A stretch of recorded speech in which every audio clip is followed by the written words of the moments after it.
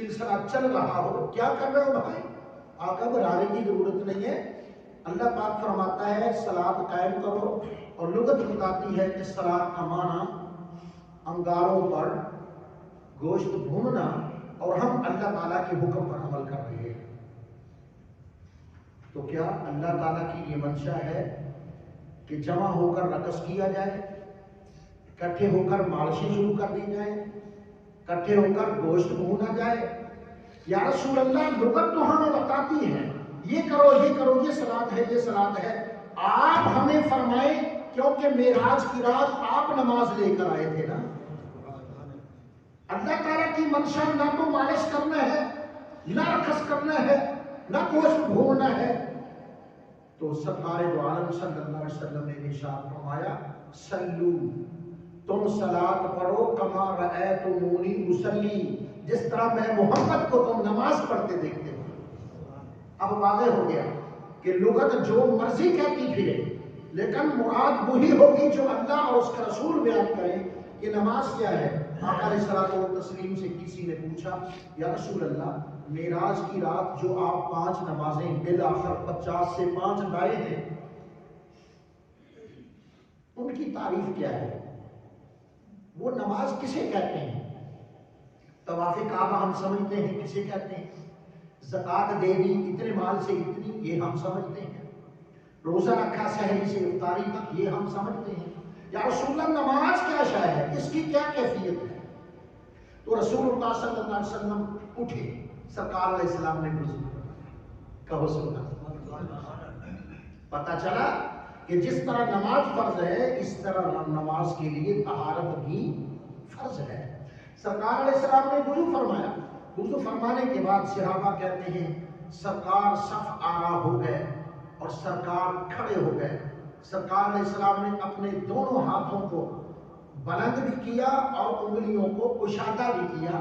انگلیاں آپس میں متصل ملی ہوئی نہیں تھی، آقا علیہ السلام کے دونوں مبارک ہاتھوں کی انگلیاں کشادہ تھی، کھلی کھلی تھی، اور آقا علیہ السلام نے دونوں ہاتھوں کو کانوں تک بلند کیا اور بلند آواز سے کہا اللہ اکبر، اور زیر نام سرکار نے ہاتھ باندھ لیے اور یہ پڑھنا شروع کر دیا سبحانک اللہم و بحمدک۔ پھر حضور نے سورہ فاتحہ پڑھی، سورۃ اخلاص پڑھی، رکوع کیا، رکوع کی تسبیح حضور نے ہمیں تعلیم دینے کے لیے بلند آواز میں پڑھی کہ میرے امتیوں کو پتہ چل جائے کہ نماز نہ تو مل کر رقص کرنے کا نام ہے، نہ مالش کرنے کا نام ہے، نہ گوشت بھوننے کا نام ہے۔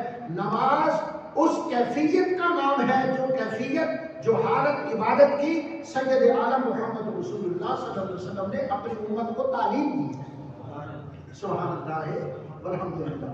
پھر آقا علیہ السلام نے بلند آواز سامع اللہ لمن حمدہ کہتے ہوئے سر بلند فرمایا، دونوں ہاتھ حضور کے اس طرح چھوڑے ہوئے تھے، ارسال الیدین، سرکار کے دونوں ہاتھ چھوڑے ہوئے تھے، اور سرکار نے بلند آواز سے، یعنی ہمیں تعلیم دینے کے لیے کہ یہاں یہ کچھ پڑھا جاتا ہے سبحان ربی العظیم کے بعد سمع اللہ لمن حمدہ، اور اس قومے کی حالت میں ربنا لک الحمد کہتے ہوئے سرکار نے اللہ اکبر کہا، سجدے میں چلے گئے۔ آقا علیہ السلام کے سجدے کی وہ ساری کیفیت حدیث پاک میں ہے، دو پاؤں لگے ہوئے ہیں، دونوں گھٹنے لگے ہوئے ہیں، دونوں ہاتھ لگے ہوئے ہیں، اور دونوں کونیاں پہلوؤں کے ساتھ متصل جڑی ہوئی ہیں، کھلی کھلی ہے، اور حضور نے بلند آواز سے تعلیم امت کے لیے فرمایا سبحان ربی العلی، ماشاءاللہ سبحان ربی الاعلی، سبحان۔ پھر دوسری رکعت پوری کی، پھر اتحیات بیٹھ کر بلند آواز سے اتحیات پڑھا، اور پھر آخر میں یوم یقوم الحساب پڑھتے ہوئے آقا علیہ السلام نے بلند آواز سے کہا السلام علیکم ورحمۃ اللہ، السلام علیکم ورحمۃ اللہ۔ قال رسول اللہ صلی اللہ علیہ وسلم صلو کما رأیتمونی اصلی، یہ ہے نماز، تم اس طرح صلاۃ پڑھو جس طرح اب تم آج مجھے میں محمد کو نماز پڑھتے دیکھ رہے ہو۔ لو جی، اس کا نام ہے نماز، نہ آگ میں پکانا، نہ بھوننا، نہ رقص کرنا، نہ مالش کرنا۔ اگرچہ لغت بتائے، میں نے آپ حضرات کو یہ کیوں تکلیف دی ہے، اس لیے کہ قرآن کتاب و سنت کا وہ ترجمہ ہی درست ہوگا جو اللہ اور اس کے رسول کا مقصود اور منشا ہوگا۔ کوئی کچھ کہتا پھرے، لغت کچھ بتاتی پھرے، جی لغت کچھ بتاتی پھرے۔ اب لفظ حج، وَلِلَّهِ عَلَى النَّاسِ حِجُّ الْبَيْتِ مَنِ اسْتَطَاعَ إِلَيْهِ سَبِيلًا، جو جا سکتا ہو، استطاعت رکھتا ہو، اس پر زندگی میں ایک مرتبہ بیت اللہ کا حج، بیت اللہ کا حج ضروری ہے، فرض ہے۔ اب پتہ ہے لغت کیا بتاتی ہے، حج کا معنی کیا ہے؟ حج کا لفظی معنی ہے بیت اللہ شریف کی زیارت کا ارادہ کرنا۔ تو اب لغت کے پیچھے لگو گے یا رسول اللہ کی اطاعت کرو گے؟ لغت کو تو کہتی ہے کہ جو ماشاءاللہ استطاعت رکھتا ہو اللہ کے فضل سے، وہ بیت اللہ شریف کی زیارت کا ارادہ کر کے چلے، بیت اللہ شریف کے پاس پہنچ کر بیٹھ جائے، کھڑا رہے، وہ بیت اللہ کی زیارت کر لے، اس کا حج ہو گیا، اس کا حج ہو گیا۔ تو کیا صرف بیت اللہ کی زیارت سے حج ہو جاتا ہے؟ نہیں ہوتا۔ اس کے لیے معاملات ہیں، اس کے لیے ارکان اور مناسک ہیں، اس کے لیے وقت مقررہ پر کیا ہوگا؟ احرام باندھنا ہوگا۔ احرام عام ہم اپنی مرضی کا نہیں باندھ سکتے، بلکہ وہ 2 چادریں ہی احرام ہوتی ہیں مردوں کا، وہ سلی نہیں ہوتی، اس میں سیپ نہیں ہونی چاہیے۔ ان شرائط کے ساتھ پھر بیت اللہ شریف میں داخل ہونا ہے، کیا پڑھ کے داخل ہونا ہے؟ طواف کعبہ شروع کہاں سے کرنا ہے؟ 7 چکر لگانے ہیں یا 1 چکر لگانا ہے؟ جب 7 چکر مکمل ہو جائیں تو کیا کرنا ہے؟ صفا مروہ کا سعی کرنا ہے۔ بھئی کرنا تو ہے، لیکن مروہ سے صفا کی طرف یا صفا کی مروہ کی طرف کیا کریں گے؟ اور صفا مروہ پر سعی کرنے کے بعد ہم فارغ ہو گئے یا ہم نے اپنا حجامت بھی بنوانی ہے؟ یہ سارے عمرے کے ہیں مناسک، اور حج کے مناسک اس سے بھی زیادہ ہیں کہ فلاں تاریخ کو آپ نے مینا میں جانا ہے، فلاں تاریخ کو عرفات میں جانا ہے، فلاں تاریخ کو مزدلفہ لوٹنا ہے، رات مزدلفہ میں بسر کر کے 10ویں کے دن آپ نے کنکریاں مارنی ہیں، کنکریاں مارنے کے بعد آپ نے قربانی پیش کرنی ہے، قربانی پیش کرنے کے بعد آپ نے اپنا سر بنانا ہے۔ حج ہو گیا۔ حج ابھی نہیں ہوا، ابھی آپ جائیں گے بیت اللہ شریف کی زیارت کے لیے۔ بہت سبحان اللہ، طواف زیارت واجب ہے، طواف زیارت کے لیے۔ اچھا جی طواف زیارت بھی کر لیا بھیڑ بھاڑ میں، اب کیا کریں؟ فرمایا اب حکم ہے کہ یہاں سونا نہیں ہے، اپنے خیمے میں چلے جاؤ، مینا سے آئے تھے، مینا میں چلے جاؤ، راستے میں نہیں سونا، اپنی بلڈنگ میں جا کے آرام نہیں کرنا۔ تم اللہ کے محبت کے لیے نکلے ہو تو پروانے ٹھہرا نہیں کرتے، پروانے رکا نہیں کرتے، پروانے قربان ہوا کرتے ہیں۔ چلے جاؤ، دوسرے دن پھر کنکر مارو، اللہ کا ذکر کرو، تیسرے دن پھر کنکر مار کے اب تم فارغ ہو گئے ہو۔ بیچاری لغت تو یہ بیان کر کے تھک گئی کہ حج کا معنی ہے بیت اللہ شریف کی زیارت کرنا، لیکن کیا صرف یہی مقصد ہے کہ بیت اللہ شریف کے آگے بیٹھ کر یا کھڑے ہو کر بس چاروں طرف سے اس کی دیواروں کی زیارت کی جائے تو حج ہو جاتا ہے؟ کبھی نہیں ہوتا۔ حج کا لفظی اور لغوی معنی تو ہے زیارت کا ارادہ کرنا، لیکن اللہ کا مقصود اور منشا وہی ہے جس طرح محمد رسول اللہ اپنی امت کو حج کر کے دکھائیں گے۔ صلی اللہ علیہ وآلہ وسلم۔ اب میں نے یہ 2 مثالیں دینے کی کوشش کی ہے، اب ان دونوں مثالیں میں نے کیوں دی ہیں ان کا نتیجہ سنیں، اور ٹائم مکمل ہوا الحمدللہ۔ خاتم النبیین کا لفظی معنی ہے نبیوں کو ختم کرنے والا، سلسلہ نبوت کو منتہا تک پہنچانے والا۔ لیکن ایک معنی یہ بھی بنانے کی کوشش کی گئی کہ خاتم کا معنی مہر لگانے والا، اور محمد مصطفیٰ صلی اللہ علیہ وسلم کی نبوت سے، حضور کی مہر سے سارے نبی بنے، اور مرزا قادیانی غلام کے اوپر بھی حضور نے مہر لگا دی، وہ بھی نبی بن گیا۔ اب مجھے بتائیے کہ قرآن مجید کا منشا اور مقصد، یہ گاما ماجا، یہ کرملی اور متلی جو بیان کرے گا وہ درست ہوگا، یا قرآن و کتاب و سنت کا وہ مفہوم جو اللہ کا رسول بیان کرے گا وہ معتبر ہوگا؟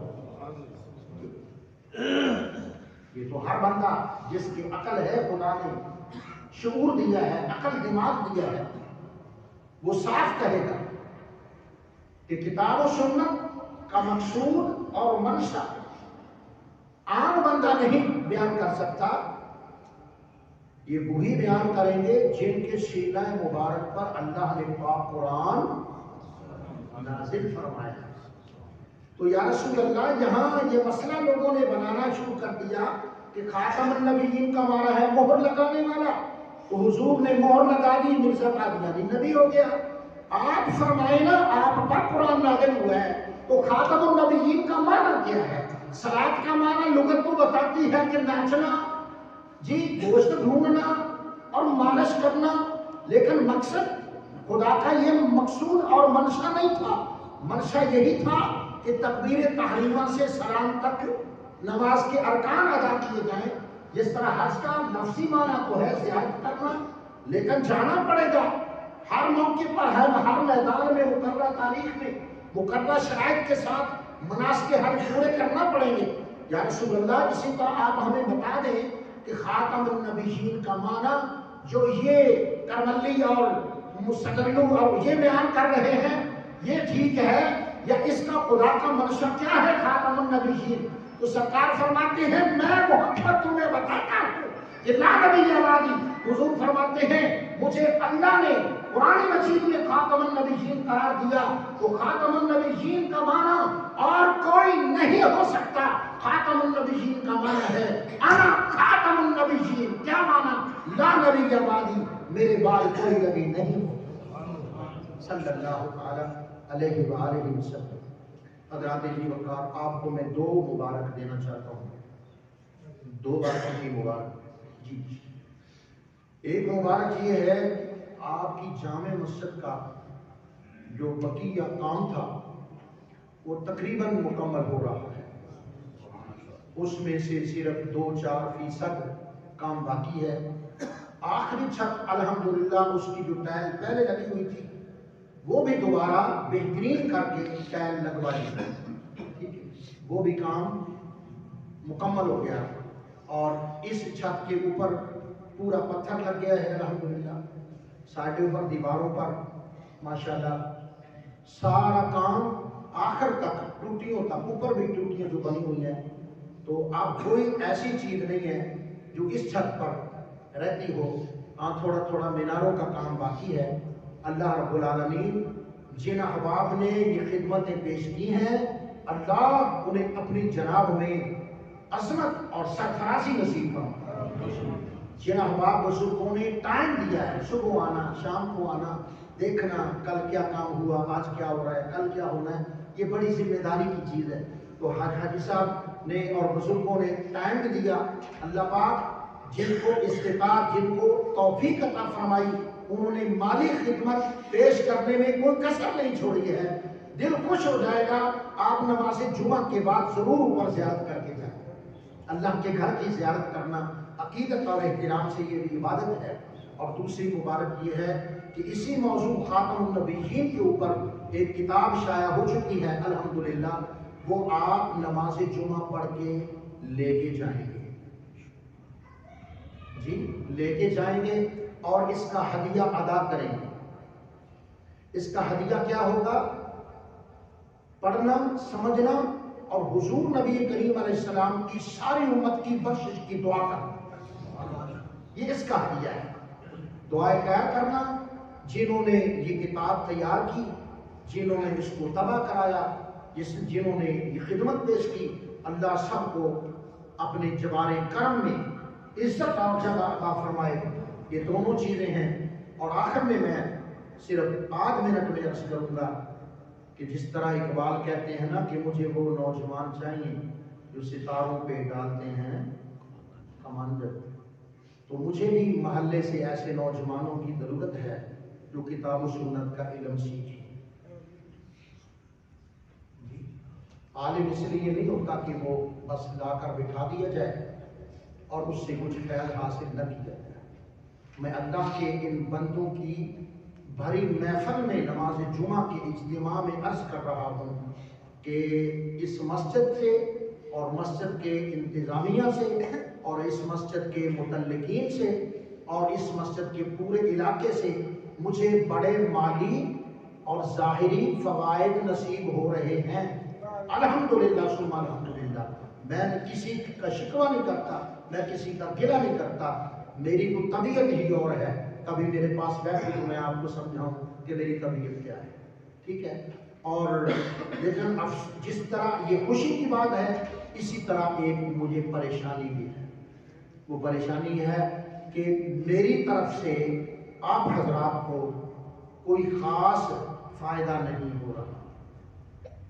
فائدہ اسی کو ہوگا جو نمازی پڑھے گا، فائدہ اسی کو ہوگا جو نماز فجر کی باجماعت نماز ادا کر کے قرآن مجید کا درس سنے گا، جو اس وقت سورہ یوسف پر جا رہا ہے۔